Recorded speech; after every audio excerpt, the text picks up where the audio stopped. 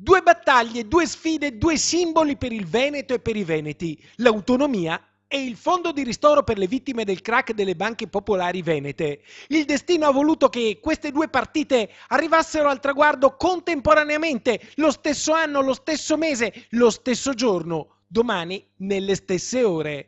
Le 20 associazioni dei risparmiatori sono state convocate a Roma al Ministero dell'Economia e delle Finanze. Sabato a Vicenza il vice premier Luigi Di Maio aveva assicurato che questa è la settimana in cui si scrivono i decreti e si erogano i soldi. dopo questa promessa i risparmiatori si aspettano per domani i decreti attuativi e invece non ci sarebbero i tempi tecnici per chiudere la partita entro questa settimana e le associazioni sono sempre più nervose. Cari amici di Rete Veneta, domani andiamo al MEF per il risparmio tradito, c'è molta tensione, 4 associazioni non vengono e ci daranno delega, in quanto ci sono già notizie che danno per certo che domani non ci sarà nessun decreto attuativo.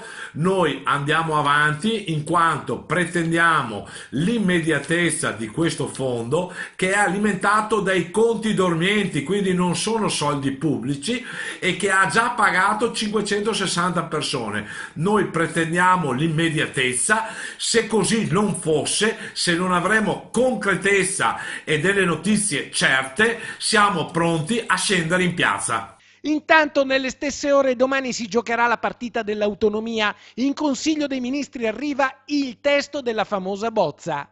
Domani sera Consiglio dei Ministri, sarà un Consiglio dei Ministri molto importante, è la chiusura sicuramente della fase tecnica di questa lunghissima trattativa.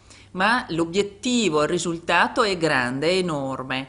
Si tratta di autonomia differenziata, autonomia che non è soltanto, non può essere letto come una sorta di bandiera, ma è veramente una soluzione da condividere, è una soluzione trasversale che vale per tutto il sistema dell'ordinamento italiano, perché autonomia differenziata significa responsabilità. Responsabilità, efficienza, questa è l'autonomia che il Veneto chiede, un'autonomia vera, concreta, altrimenti Zaia non firma. Ricordiamo ai cittadini che in Costituzione c'è addirittura l'elenco delle 23 materie, quindi noi abbiamo fatto un referendum per le 23 materie, continuiamo a chiedere le 23 materie, siamo a disposizione, però è un'intesa.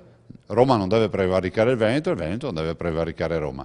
Soluzioni anacquate ovviamente non ne sottoscrivo. Un'autonomia anacquata Zaia non la firma, ma su questo punto dal centro-sinistra le prospettive si ribaltano. Zaia ha chiesto probabilmente troppo al governo per non ottenere nulla. Se avesse chiesto meno e magari appunto competenze inferiori ma più risorse, avrebbe ottenuto un risultato inferiore alle aspettative, ma certo, così invece rischiamo di non avere né le competenze né le risorse, o peggio, le competenze ma zero risorse. Insomma, a poche ore dal 15 febbraio la partita è ancora apertissima. Posso dire che il 15 febbraio sul piano tecnico c'è tutto, perché oggi abbiamo una bozza. Ci sono dei punti sui quali non c'è ancora l'accordo, però io sono un inguaribile ottimista e penso che alla fine troveremo un accordo, anche perché non è una richiesta di Luca Zaia per quanto riguarda il Veneto, ma è una richiesta di 2.328.000 veneti.